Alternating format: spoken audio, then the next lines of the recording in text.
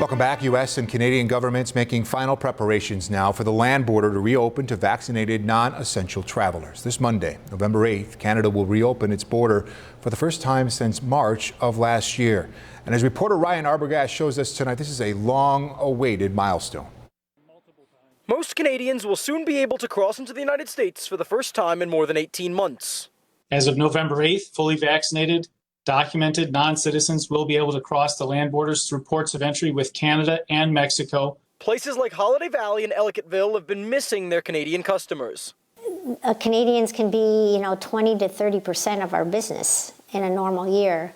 So obviously last year it was down to 0%. Holiday Valley hopes these slopes are packed with Canadians when the ski season opens up near Thanksgiving, or even a little sooner, now that some parts of Western New York have seen at least a little bit of the year's first snow. This year, there's a lot of promise.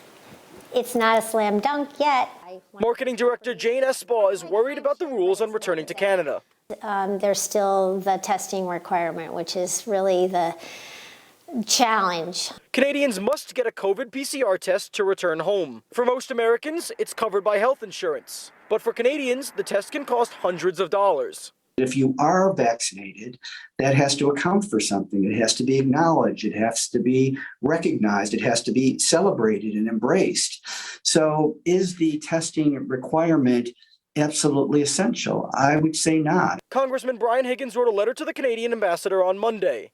He says high prices, quote, will have adverse side effects that will harm our respective economic recoveries. And when the United States Customs Department was asked about the issue, they echoed Higgins, saying to wait on Canada. The second piece about what travelers need to enter Canada, I would defer that to the Canadian government, CBSA.